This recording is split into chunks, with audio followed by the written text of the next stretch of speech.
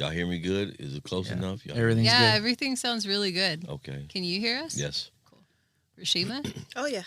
All right. I'm being seriously. That's how we're gonna. Y'all ready? We're gonna start the episode. Hit the red button. Let's roll. It's on. I'm being seriously. That's his Michael McDonald jingle. So. Okay. I'm being seriously. I'm being seriously. If this world was mine. Oh, my. I'm being That's your song, Mike. I keep hearing you sing that song. Nah, that's the only thing I know. We gotta go do karaoke in here. You sing Right. it. I know Rashiva always talks about karaoke. Oh, man. Hey, next time we have one, y'all come. Hey, you need to tell her about the movie we talked about. Oh yeah, so I was What telling did you you. guys talk about? Yeah, so he called me in the middle of my appointment, and I was like, "Yeah, that sounds fun. Like, let's do it." He was saying we should go to the snow. Yeah. At the end of the month. Yeah, the end of the month or the beginning, first week of March. Yeah, like on the weekend. We'd caravan on the weekend, go out to the snow for a day and hang out. It'd Okay. be fun. You know what I mean? Sounds That'd be fun. Do you man. guys snowboard? I've never been snowboarding. I've snowboarded maybe like once or twice. So did I. Just Did you go make out it there and down have the hill? fun. I did. Just How go out long there did and it have take? fun, About man. an hour? Yeah, it took some time. About an hour. It took me about an hour and a half. That Just was down the it hill. was really hard. I thought It's hard I tried to get back up and stuff. I tried skiing at first. I was probably like 12, 13. And You fail. it was hard. I couldn't do It's not easy. I couldn't do skiing. So then I was like, I'm going to do snowboarding. And snowboarding was a little bit easier, but it was still hard. It was like skateboarding. No. No, She nothing said like nah. skateboarding. And also, if you're scared of heights, like that's another thing, which I wasn't at the time. As I get older, I'm starting to become more scared of heights. Yeah. Oh my God. Tell her about But 154. How I be you're driving. like forced to be on the what is it, the lift, Yeah. ski lift, and then you have to jump off like perfectly, or else you're gonna like eat shit. Jump ball. Yeah, you have to jump off with your snowboard Okay. attached. And how think did that's you a jump off? How did you jump off? I don't remember. You must have failed. She must have failed. No, I was surprised that I actually was able to like get off. You don't have to do a big jump. You just have to like get It's off still the a ski scoop lift. jump off, Yeah, like. you just have to get off the ski lift. How The high ski are lift you? is steady moving. You're pretty high To jump off? on the ski lift. I know, but when you're on the ski lift, you got to jump off and it's still high? No, I mean you're at the About top of 6 the feet? mountain About at 6 that feet? point. Probably more than 6 feet, right? Yeah, Oh, man. it's crazy. It looks like a 12-foot jump. Right. Yeah, this is pretty It's high. crazy. And then once you get onto the snow, and you can eat shit all you want there, but you have to like perfect the getting off the lift, Okay. which is really scary. I put my snowboard on after I jumped down on my feet. Yeah. Then I put them on. I think it's harder for tall people too. Look, Because tall people You have to aren't get back up. You Yeah. have to get up. You're falling down. Your skis are attached to your feet. tall you have to people aren't as Figure out a balanced. way to get back on. No, I'm good at balance. You guys are good. I'm balanced. Like, You guys both looked at me like, excuse me. Ex-gymnast back in the days. I have balance, God dang it. I got balance too. Yeah, I'm down to do that. Right. All right. So we didn't do formal introduction. Go ahead and introduce yourself, and as well as Rashima. My name is Michael Smith. Oh, and I'm Rashima Thomas. You guys are our first friends from Torrance. I don't know if you guys knew that. No. Yeah. You guys are our first friends from Torrance. Ah, that's Oh, my cool. gosh. We don't Tears have up. it. Like, We're honored. We're honored. I always ask about you too, though. I know Yeah. you do. She always tells me. You do? Yeah. Yeah. I always ask about you. I always tell him. Mike's my boy. Yeah. Okay, Mike. What is this? This episode is like directed for you. So give us a little more info about yourself. My name is Michael Smith, as I stated. Mm-hmm. I'm 55 years old, a former ex-gang member out of the city of Long Beach. I was incarcerated. Mm-hmm. I served 33 years in prison. I've been home now 22 months. I'm not on parole, probation. I got a passport now, Hey. International Mike. and I have my TSA. Oh, okay. I got it today. It was approved. That means you can get into like the airplanes Airport. faster, right? Yes. That's nice. All right, so I'm gonna do some quick shout outs because I have some people that were interested in your story. They actually want to share some questions that they had for you. Okay. Shout out to Lupita and Fernando. So the first question is from Fernando. And he said, I want to know how you've been able to adapt to life after 30 years, starting off with relationships and paying bills and getting a job. How was that process for you? Well, I immediately got a job as soon as I got out. Did somebody help you out with that, or? No, I was just focused. I knew that's a requirement in society to becoming a productive citizen. Yeah. You know, I never been one complacent to just want to sit on my hands and none of that, right? Yeah. I didn't want to revert back to the fast life and go back to the old lifestyle. Right. So it was mandatory that I got employed. Okay. So I got into the construction field. And with the support of honorable people I knew who stayed avid at pushing me for doing the right thing, that's how I became who I became today. Yeah. The next question that he has is, how have you managed with all the feelings and emotions? Where are your feelings at? I'm still dealing with it, you know. Yeah. Like, But, how so? In the morning, when I wake up, naturally wake up 3:30 in the morning because of old prison habits. Yeah. I need solitude, so I get away and I find me some escape time. And I go sit in the living room, turn the news on, and get lost in my thoughts for like 20, 30 minutes. Sometimes my dog come around me, jump up on me, to snap me up out of it. She's I love her. She's so feisty. Yes. She's protecting you always. Always barking. I love her. Yeah. As far as like watching the news, what's that like for you? Well, I watched a lot of news when I was incarcerated. Yeah. And I should just be amazed how things transcended to where it's at now. People stop caring about each other on a grander scale. True. And everybody seemed like they just felt more for self. You know what I'm saying? Instead of everybody as a collective. Right. You know what I'm saying? So I be trying to figure out solutions within myself. What can we do Yeah. to become better people Yeah. as a whole? So I just be lost in thoughts. Like when I first got there from the county jail, we used to watch it in the day room.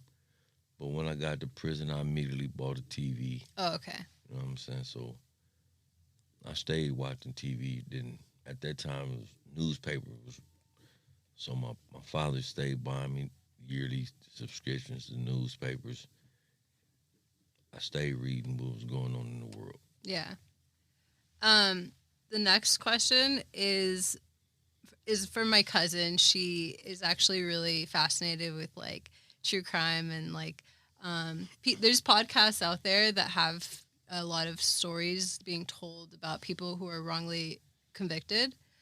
So she's really into stories like that. She wanted to know how long did the process take to get convicted, and what evidence did the prosecutors say they had to connect you to the crime? Well, at that time, it wasn't a lot of evidence that was needed. Yeah. You know what I'm saying? Especially in Los Angeles County. They capitalized on minorities who couldn't afford the best of the best of attorneys for proper representation. Yeah. So it really wasn't much evidence. Did they like tell you anything, or I think you had mentioned to me like just like off the record of everything that you had gotten into some trouble and that like the cops were just like wanting to catch you for something. And they wanted to get me for everything. And not just me, my family members too, because we was all rambunctious. So every time something happened, they knew where to go. It was one of them. But me being the most of the most rambunctious of them all, I was like the high pro glow of everybody. Hmm. So, like I said, I did 33 then. But I started off real young, blind leading the blind. You know what I'm saying? Making bad choices. At what age would you say you remember starting? Me and Rasheem was talking about it today when I was 11. How long have you guys known each other? Well, her brother was married to my cousin, Hmm. and they've been married for like 15 years. They got a son that's 12. Hmm. And my cousin, the one I told you that passed away from Costa Rica. Right.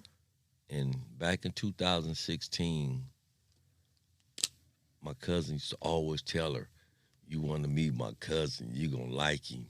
I'm telling you, you gonna like him. And when I got out, the day out my first pass, so we went to my uncle's house. We had a little shindig at my uncle's house, and her son needed some shoes, and told her to give them to me. Hmm. And so she came over to my uncle's house. So my uncle like told her, "That's him." Told her, "That's him. That's him."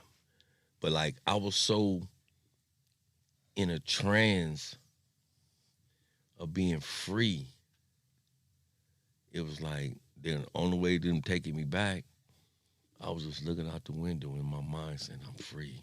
Yeah. At least I thought I was halfway free, rather. But you know what I mean? Because the judge ordered me to go to a transitional house. Okay. So, How long was that for? well, they wanted me to pull like maybe 9 months there, right? Hmm. But I couldn't tolerate the discipline, you know what I'm saying, that they was trying to put up on me. And I'm like, I'm not in prison, I'm free. Yeah. So I just packed up all my stuff one day and told her, "Come get me." What would you describe it like? What is that? What is it like there in the transition house? Well, it was actually all right for me because I had access to weights. So, like I said, I wake up early. So I used to wake up at 4, walk out the room at 4:30, go lift weights. Me and a few other guys that was feeling what I was feeling.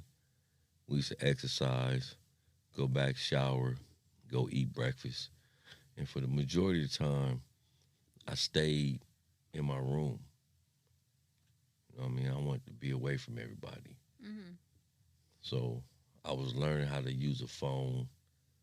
I still don't know how to use it that good, but but I was learning how to use a phone, and I used to do a little reading.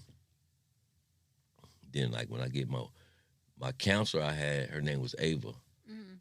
so I used to go down there and confide in her sometime, right? So I used to tell her how I felt about not being able to see the people that mattered to me. Right. So they used to pull strings for me to let me go. But they knew I wasn't catching no bus because I told them I don't catch buses for nobody. Right? So, Neither does Jesse. right, That's not true. right. I said I don't catch buses for nobody. So they used to let me give me passes. And I used to act like I walk around the corner and have her or my brother pick me up at the DMV. And every time, every day. So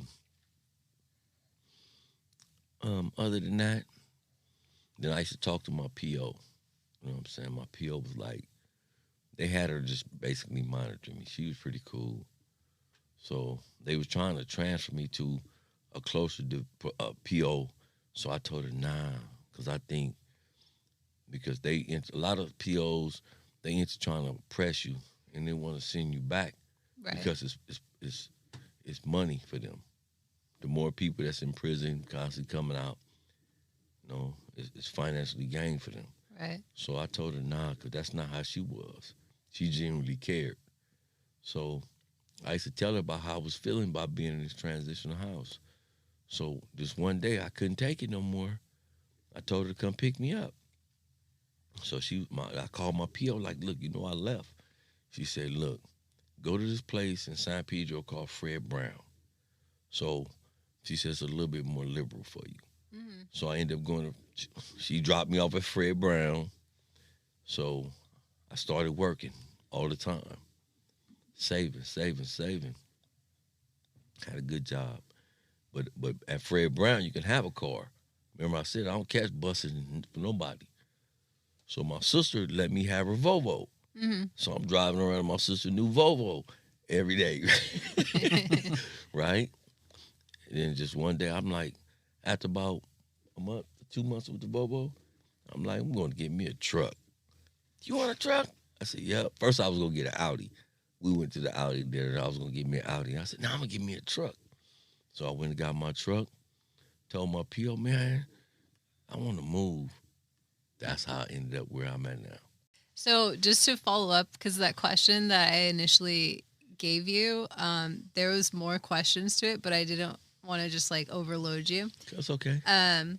So my cousin also mentioned or asked, did you get a new lawyer to fight your case? Is that how they were able to determine you weren't guilty? No, it's ironic you brought that up. Something my brother always tell me. He said, bro, it's not one time you ever called that I heard in your voice that you was comfortable. He said, I used to wish there was so much more I could do for you. So throughout the years, I reached out to different entities, different lawyers, senators, one of the highest judges in the country, Sandra Day O'Connor. I got a personal letter from her. I reached out to everybody. And my story used to shine a light. And I guess my personality was like infectious. People gravitated to me, right? So I met this one lawyer, man, excellent guy named Michael Concha. He ran the Long Beach Public Defender's Office. Mm-hmm. So I corresponded with him for about 3 years. He made 3 waves for me. So he ended up getting promoted. Became the head public defender for Los Angeles County. So he took my case personally to, at the time, a head DA named Steve Cooley. He told Steve Cooley, man, you should look into this guy's case. He called him in the elevator, so they was talking. Steve Cooley told him, if I was the DA, head DA at that time, he wouldn't be in jail.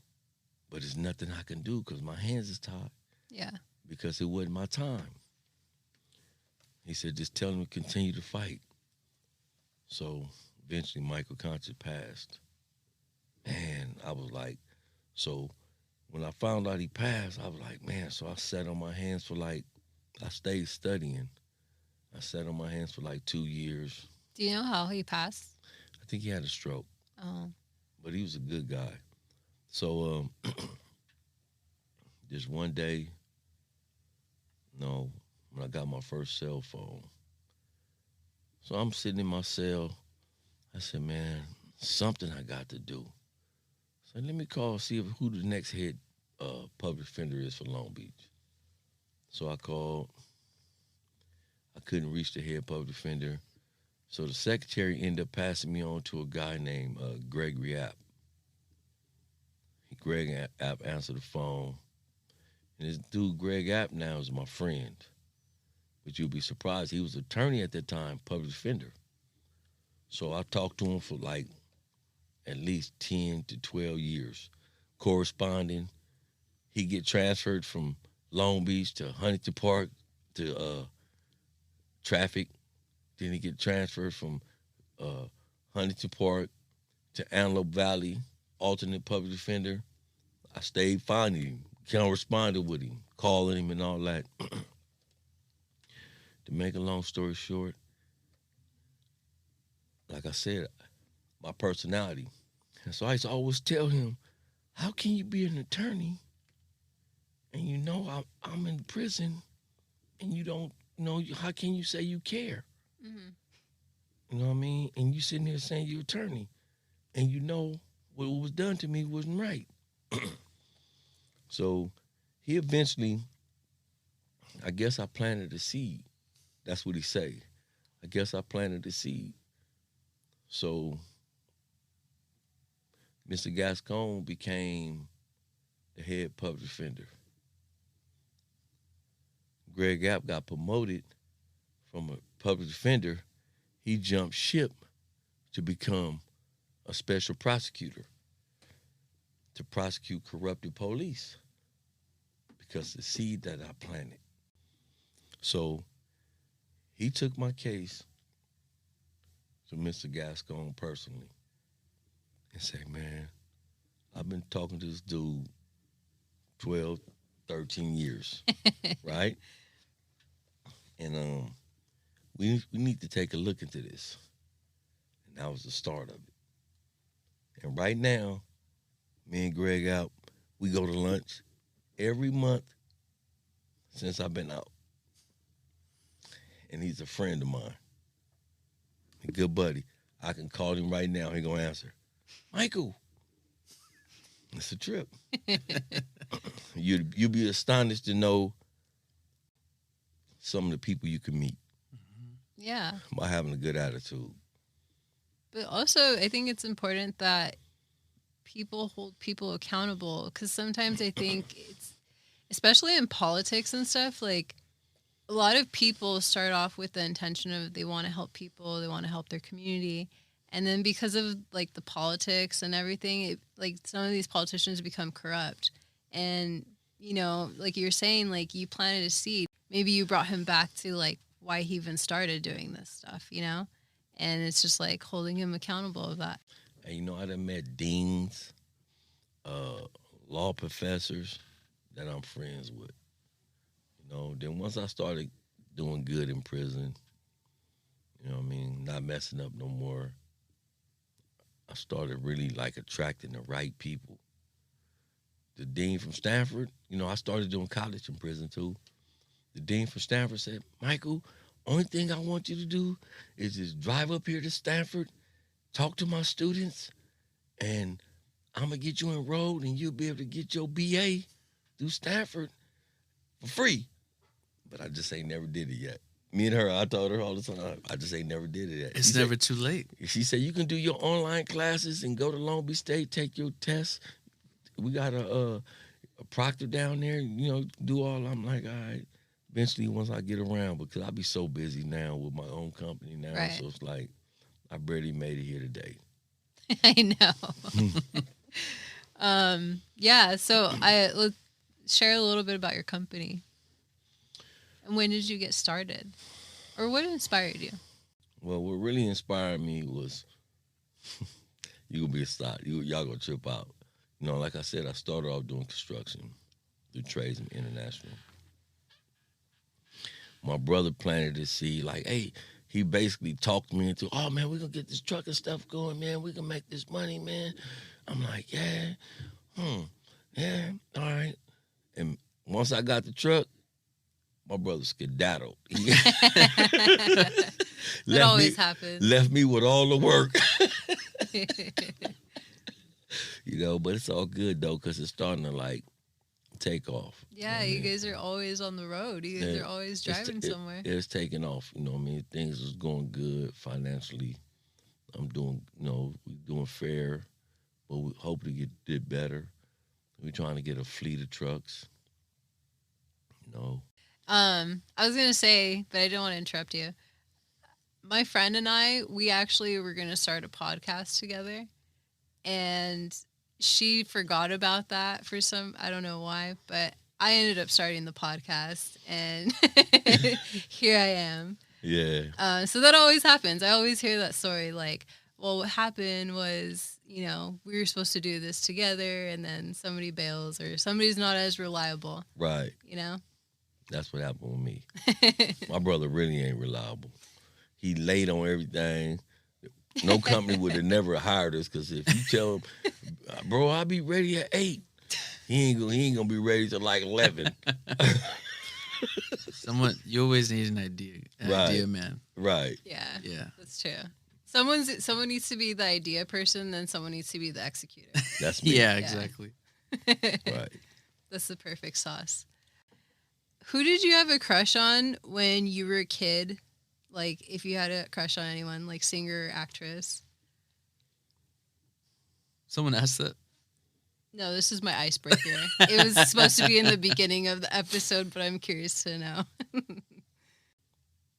Never had a crush What? as a What? kid. There was no one that you like saw and you were like, Never. my dad always tells me, I loved Paula Abdul. Absolutely not. I'm like, what? Paula Abdul? Mariah Carey? Anybody? Never. Damn. You're crazy, Mike. No, I'm serious. That's the truth. Rashima, who was your crush when you were younger? Michael Jackson. Yeah. There we go. Okay, she had a crush, but I didn't. Yeah, Michael Jackson. Who is your crush, babe? My crush? Yeah. Salma Hayek. Selma Hayek? Yeah. I still have a crush on Salma Hayek. Let me see. I liked Freddie Prinze Jr. You did like you. She I still still likes do. Freddie Prinze Jr. Freddie Prinze Jr. Yeah. He's from like the 90s era. He's from Scooby Doo too. Scooby Doo. Right. What's a funny or embarrassing story from your childhood or teens? You're gonna be like, I don't have embarrassing stories. No, one time, like I said, I was like rambunctious. Yeah. My mom stayed buying me Converse and the most embarrassing thing I could think of is my mom caught me walking. She caught me walking home. I thought she was gonna be at work. She caught me walking home, and I had some blue shoestrings in my shoes.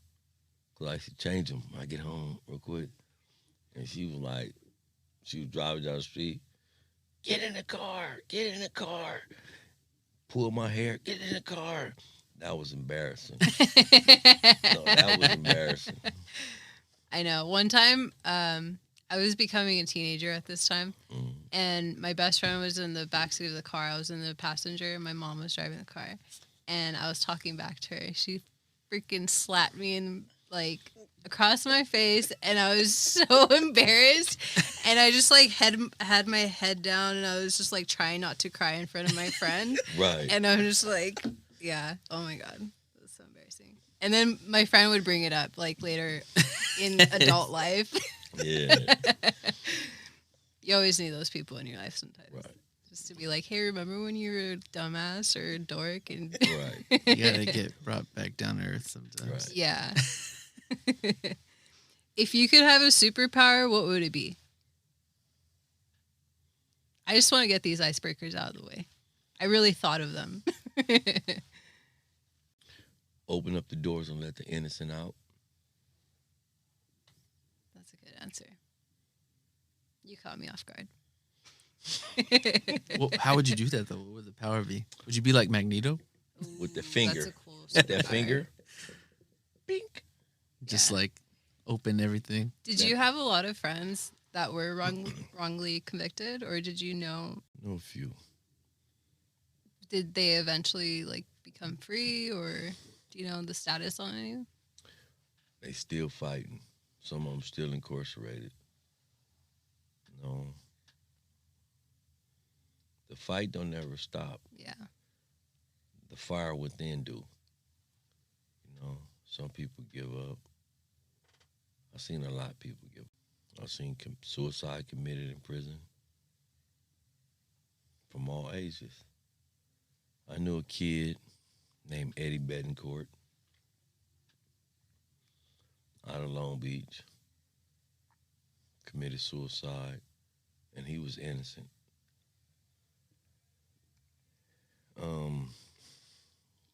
You'd be amazed at the person who actually committed the crime told on him, and he was the one who committed it. Oh man. One of his family members, man. And We used to walk and talk, walk and talk. You know what I mean? And I knew he always idolized me because I used to see him sometimes. He have some of my tattoos. I said, man, you got my tattoo, man. You know what I mean? So I used to see him every day. We'd walk a couple of laps and talk. And I eventually transferred from one prison to another. But I stayed in contact with him through cell phones, through his girlfriend. And one day his girlfriend was scheduled to go visit him on Saturday.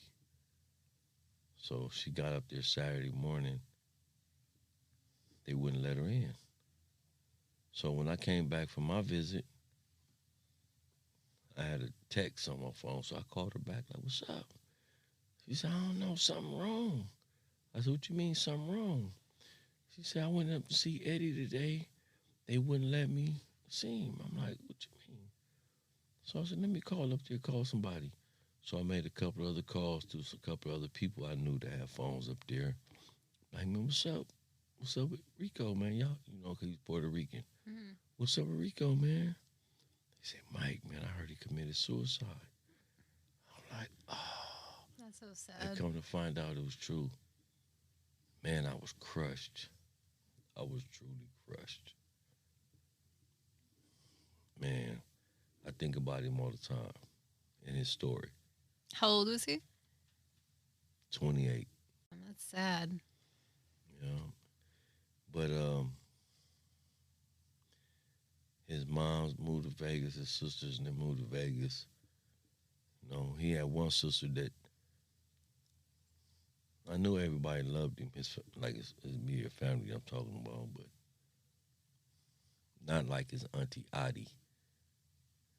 Addie really loved him. I know she was devastated because to me it appeared that he loved her and she loved him more than his own immediate family because she was there full fledged. You know what I mean? And I felt the love that he had for her and being mutual. Sometimes he couldn't get out, get around. He'd say to me, "Kai, can you call Addie and tell her this, that, and the third?" So I call her. She was older. Deliver the message. You know what I mean? So, man. Did you ever suspect any like maybe his mental well-being wasn't so hopeful? Like, did you ever suspect anything? Not really. It can happen to anybody at the spare of the moment. Yeah. They say pressure bust pipes. Sometimes it's hard to profess to be so strong. You can show strength, but your inner being is something different. You can see people smiling, but you never know the pain within. Yeah. So that's what he went through. That's so sad. How were you able to manage your mental health like throughout all that time? It was hard. I lost my mom at a young age.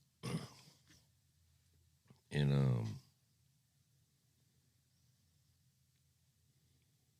my mom always told me, don't give up, no matter what. Don't stop fighting, whether it's physical or mental. Many crazy thoughts crossed my mind. But at the time, my father was still alive, my little brother, my uncle, and my cousin, who I loved to death, the one that just passed. And I knew if I'd allowed myself to go to that dark side, I never wanted to hurt them, cause them the pain. Yeah. So that's what kept me strong. Did you ever have thoughts about it? Yeah, it crossed my mind. I think it crossed a lot of people's mind. Yeah. Under pressure. So if you look at it like this, something I say all the time, and it's deep. Picture feeling being on earth, right? And nobody loved you. What would be your purpose? Yeah. You know what I mean? cannibalistic, there's no purpose. Yeah. So love plays a part of your everyday existence. You know what I'm saying? It keeps you focused and sane. That's true.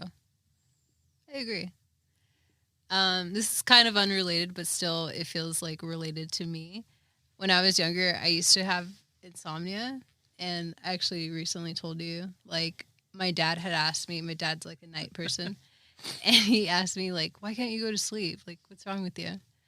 And I just told him, like, I'm weird, so like I had these weird thoughts in my head as like a kid, and I had just told my dad, like, I don't want to be the only person in the world, and I don't want to be by myself, because then it would make me feel like, yeah, basically like worthless, or like I don't have a reason to be alive. And that scared me as a kid, and I know that's really dark and weird for like a kid to think like that. But I relate to what you're saying. Like, yeah, if you don't have love or any like purpose or anyone like beside you or anything, then you don't feel as like hopeful. You don't feel like you have a reason. Yeah. I don't know why I was thinking like that. I blame it on like Catholicism. They scared the shit out of me. They like Catholic guilt. Yeah. They would scare me into thinking the devil was real and stuff. No, I don't actually think that's unnormal, because that's why we experience a lot of these school catastrophes. You know what I mean? Yeah. So a lot of people feel a certain way. Alone, maybe. Alone, Just to like, right. in simple terms. Yes. Yeah. And It's a lot but of we men. care about you, so we want you to know that off the cuff right now. Yeah. But but I used to read a lot of them school shootings and the stories of Timothy McVeigh, and why they did what they did, and I sit back and I lay and I think about it and be like, man, they get to that point, that dark side. Yeah. It can happen. Like I said, it can happen to anybody. And it's a lot of like mental fighting too. You have to like fight your demons in your head, basically, Always try to make your tomorrows better than your todays. Yeah. It's a lot of young men too. Yeah. It's a lot of men dealing with. I think we just don't. We're conditioned to do so many things, but we don't get conditioned to take care of our mental health. Right. We're kind of like conditioned to be built to take care of a family and other people and be providers, but right. Sometimes it's hard to remember to provide for yourself mentally. Right. Yeah. What's your biggest accomplishment so far? Getting myself free. That is a big accomplishment. You had to work for that. Yes. Did you ever feel, well, I'm sure you did, but I know you did. Did you ever feel resentful and angry? Like, if so, like, how long did you, when you were in prison? I think it was normal to feel bitter, right? But what profited me to be bitter? Yeah. Like I said, I started off in like the first 25 years getting in a lot of trouble, picking up cases in prison, being assaultive towards people. And just one day, I woke up like, man, what benefits me, man, to be bitter at anybody, taking my frustrations out on others. So that's why, for the most part, when you see me, I'm like a social butterfly, because I knew, always being angry, bitter, it just pushes the people that can help you away. Something my father used to always told me that I started reflecting on was, it's not like who you like in life that's willing to help you succeed. It's who like you Right. willing to help you succeed. So those words play in my head. So I always try to be polite, courteous to everybody. Never know what you can get out of it. Yeah. Everybody likes you. Right. And you always have like a positive energy. Like you're like every morning you seem like really like I don't know, you're just ready for the day and Right. I like the little kids where we live. The little Yeah. kids, they be happy when they see me. Hey, look at I got A's. I be like, that's right, that's right. That'd be cool, man. You know, I feel like I accomplished something because I tell them every day, man, do your best in school. Do good. Yeah. I think one of them was like 8, 9. The other one was like 7. And the mom told me one day we was leaving. What the mom say? She say, thank you for being nice to my kids. I say, that's cool, man. You know, just the little small things. You know what I mean? You wanna That matters. yeah, you want to plant the seed that how important education is, you know, at a young age. Help them thrive Yeah. to become better than who we are. You know what I'm saying? Are you surprised like have you ever come across people so far that you're just like why are they like that? Why are they so angry? Like does it surprise you? Not really. It's something that they're dealing with internal. You know what I'm saying? So I just be like, hey, the food that you eat ain't gonna make me. So, no, that's how they want to be. They can be that way, but be that way on your own. You ain't got to deal with me, man. You know? Have you ever seen when you're able to turn someone's attitude around? Absolutely. Yeah. Absolutely. Just by being nice to them or something? You know what I mean? Absolutely. Yeah. It's funny how like really just like saying like, oh, hello, like that can go a long way and make somebody be like, oh, hi, like, and then they smile too. you Right. know? Right. Yeah. I think people want to be like noticed and feel like they're there, you know? Right. Right. I think everybody, right, well, at least in LA, because that's all I can say, everyone's in their own world, their own like little bubble, and like they're not looking up. Like everyone's looking at their phones. Right. Nobody looks at anybody anymore. Right. You know? What's that like for you when you see that? I'll be amazed. I'll be amazed solely because, but I think it's a time lapse for me, not being able to see that. Yeah. You know, see what transcended from then to The now. progression Yeah, of the how progression, yeah. how life changed. You Yeah. know? So I just look at it like it's just a lot that I missed out on. I had another question that Fernando said. Do you wake up every morning with that on your mind, like of just being in prison for so long? Like, do you think about it every day? Absolutely not. No. I'm trying to like leave that in the back somewhere. Like you don't want to think about the heartaches, Yeah. the trauma that you experience. Do you ever have triggers though? Absolutely. What are your triggers, if you don't mind sharing? Or are you still learning them? No, I know my triggers very well. I went to school for it, but feeling disrespected and learning how to deal with it as a citizen. You know, Do you have like an example of anything recently?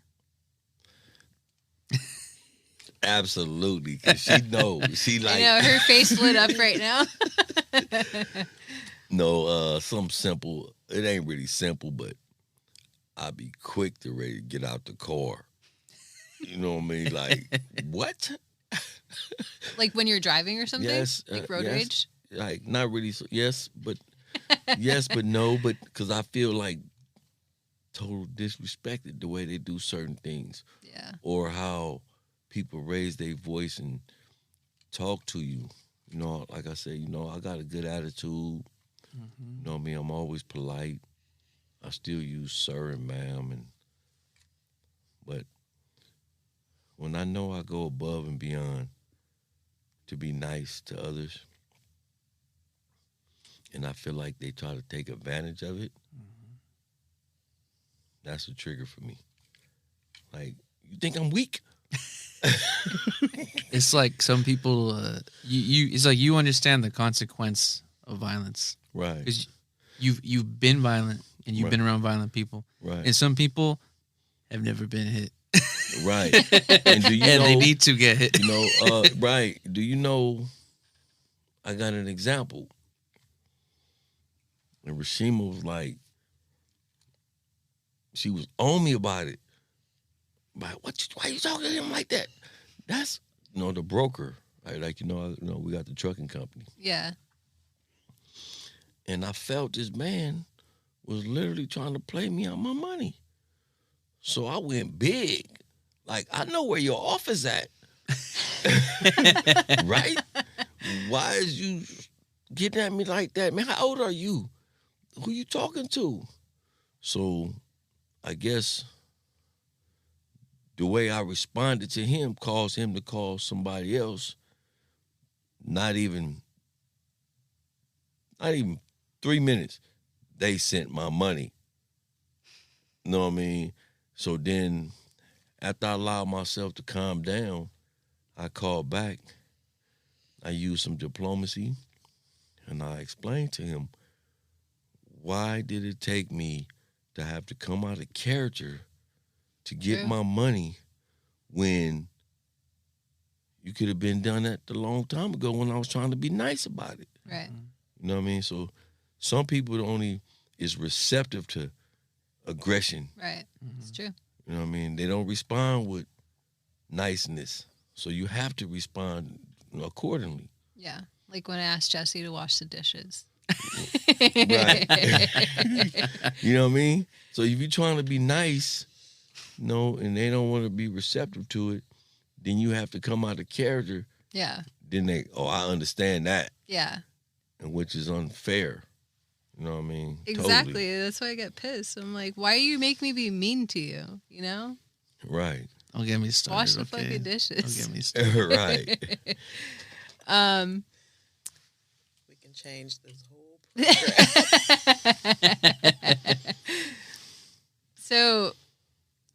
So you were in the transition home. They were helping you like find your triggers and stuff? No. Oh. I learned mine when I was in prison 15 years ago. Oh, okay. You know what I mean? I was going to school in prison, Okay. studying psychology, and I used to read different books inside my cell because for like the last 10, 12 years, I was single cell. They was afraid to give me a cellie because I damn near killed the cellie. Oh, shit. And I had time to think, and I felt it really wasn't cause for. You know what I mean? I ain't gonna, no, it's not all, everybody ain't always fault. So I unleashed what I was feeling internal on him. Today I regret it still, And I think he's still incarcerated. And I think I might send him a card. You know what I'm saying? Remember when I beat your ass?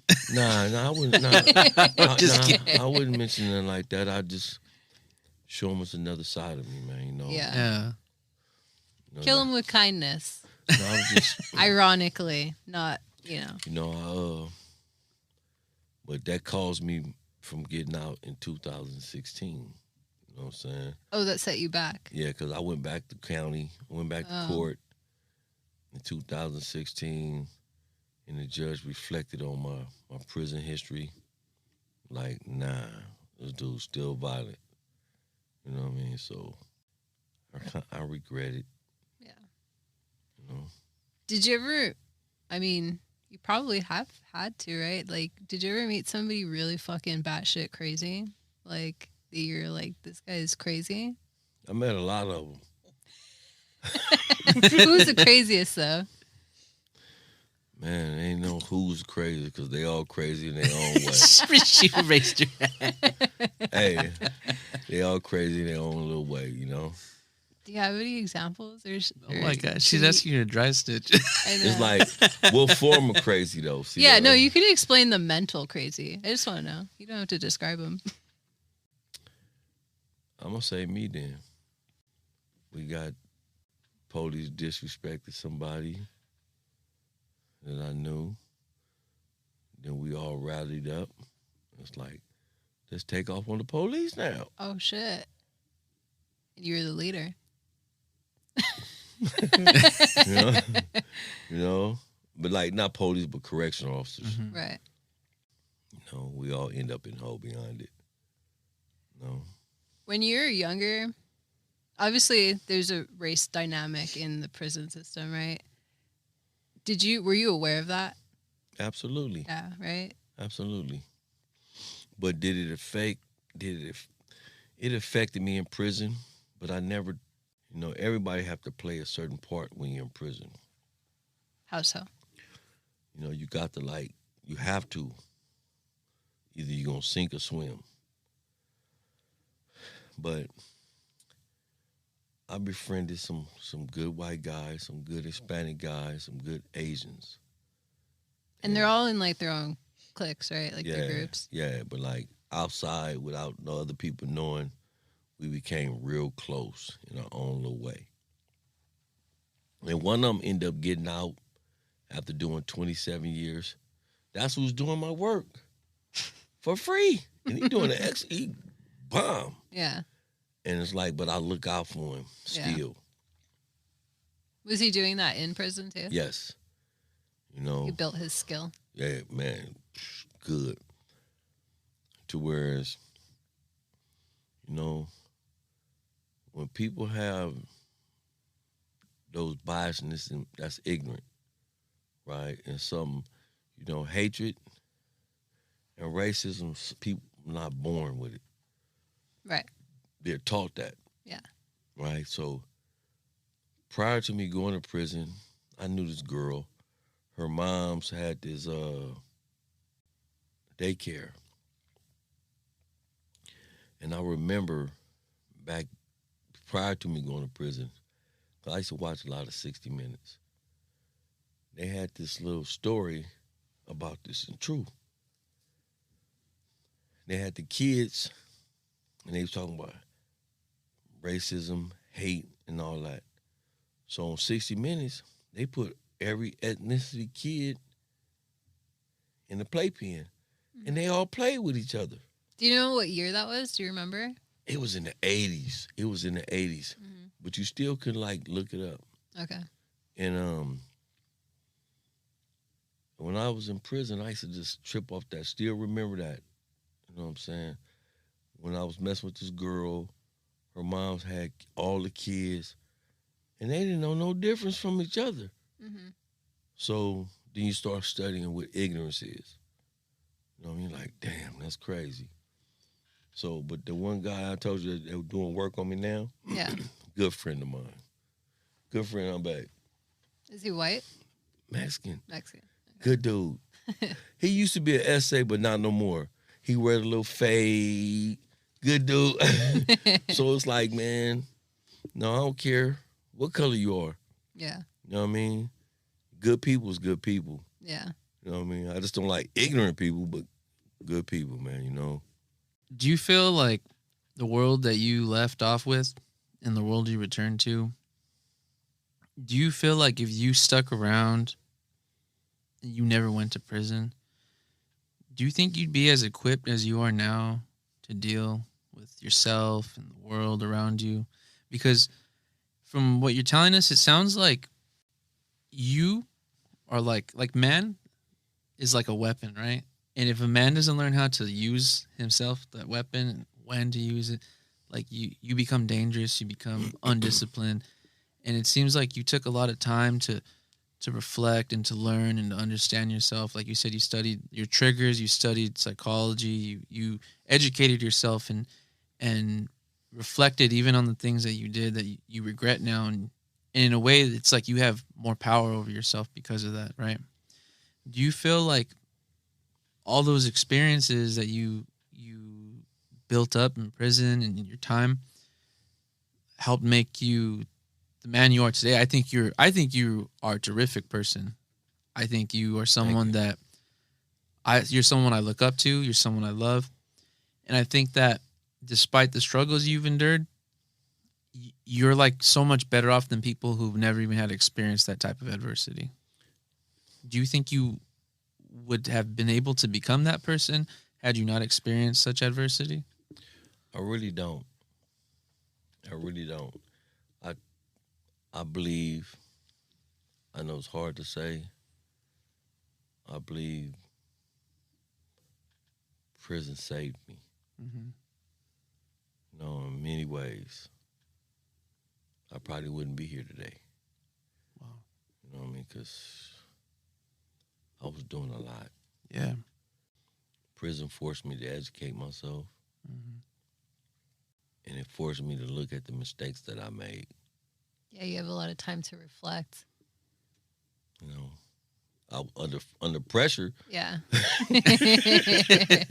but it caused me to like really look at myself.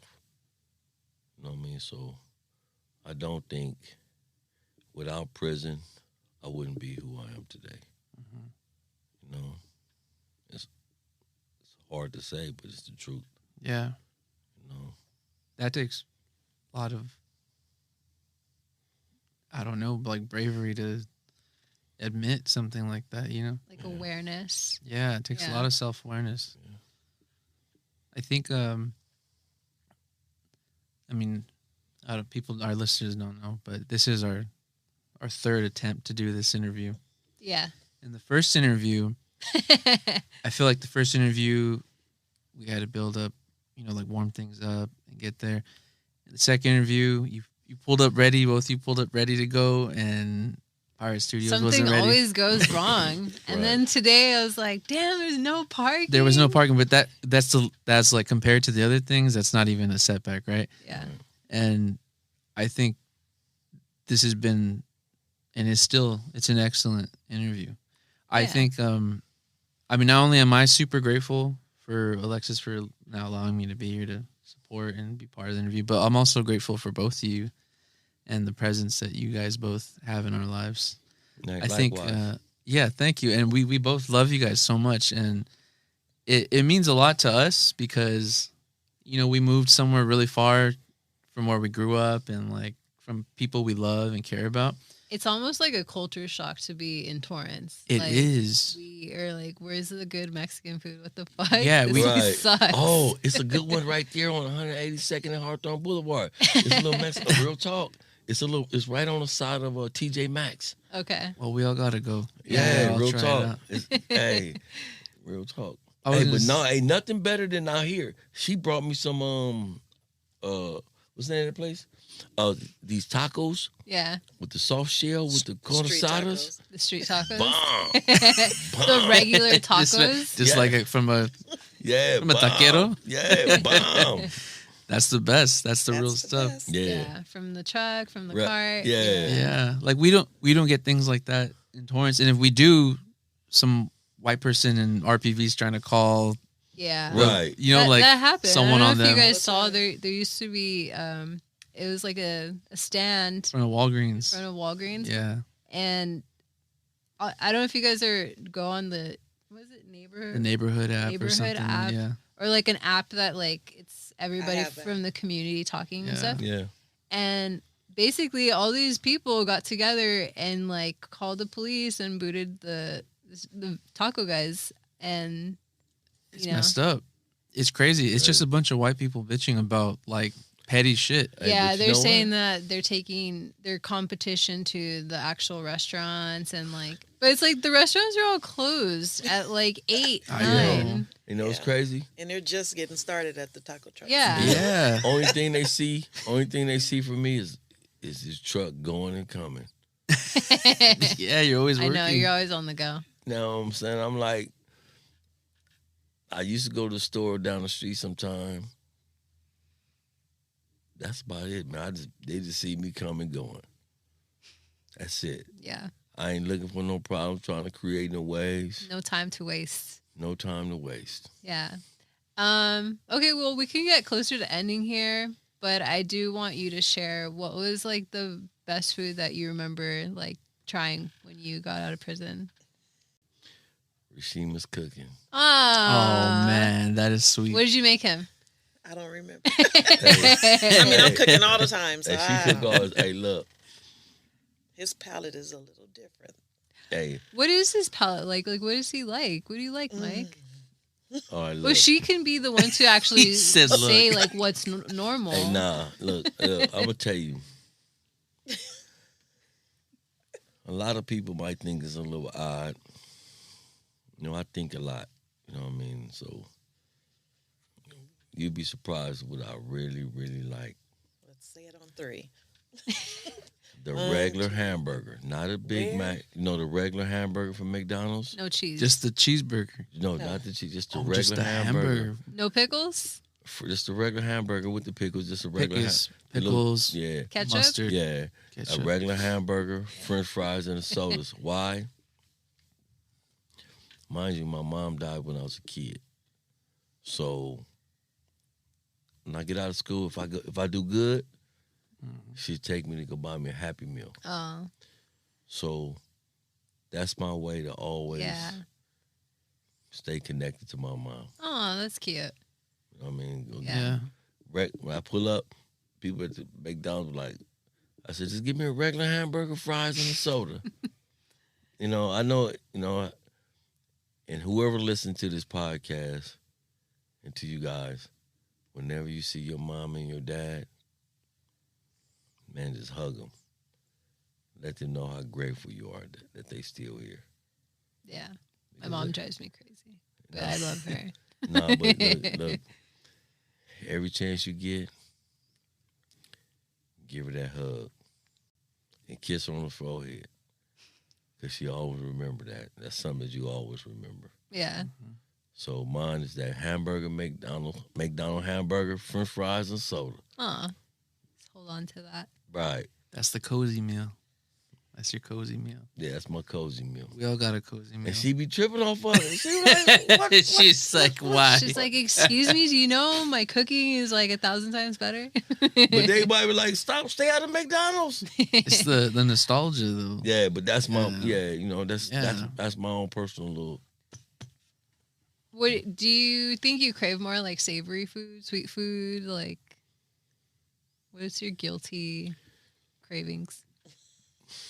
Like candy, Bacon. bacon.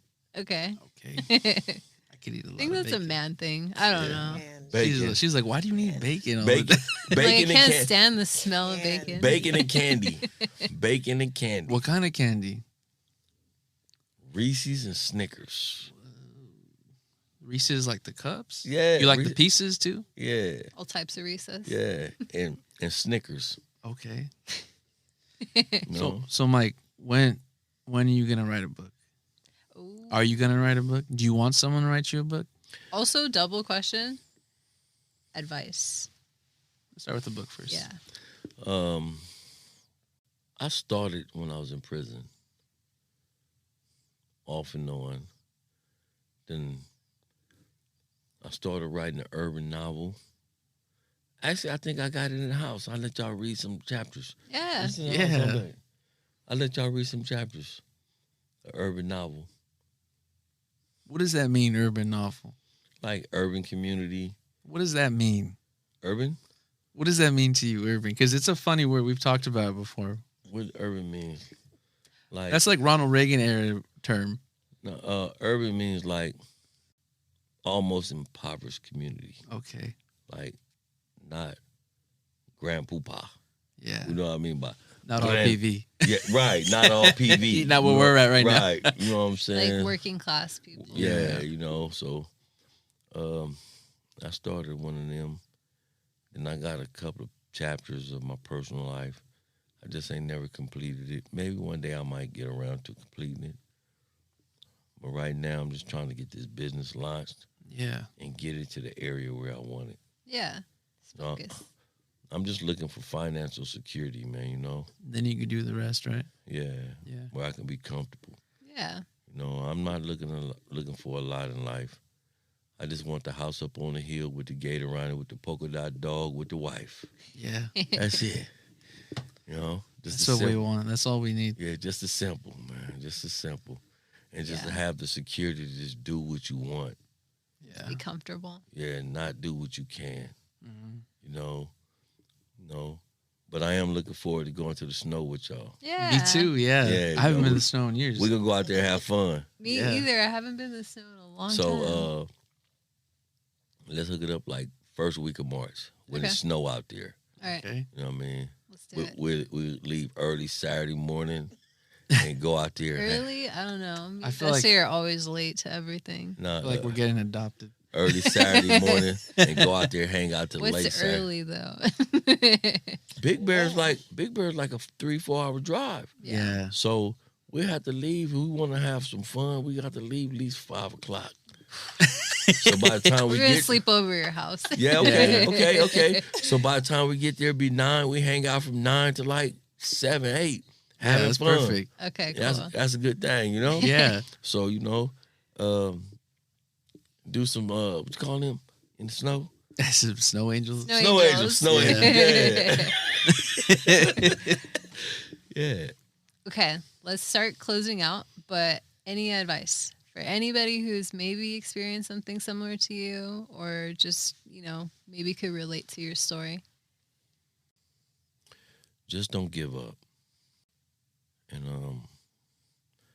always know we all got a purpose. And just make the best of it. Wake up every day with a good attitude, with a smile on your face. Word to the wise. All right, so we'll close out here. Thank you guys for being here for the third time. Thank you guys for being reliable and just like, you believed in this podcast. And I'm just grateful that you guys kept showing up. Can you sing the song you've been singing? If this world was mine. And the next episode will be Rashima, and we'll get to interview her and get her stories. Right. Oh, yeah. This All is right. just the beginning. I know. You guys might be regulars on here too. Right. Fine with us. There's only more to come for both of you. There you go. All right, so we'll end here. You're I'm gonna close being out? Hey, so tell me what I'm being Lupe serious. and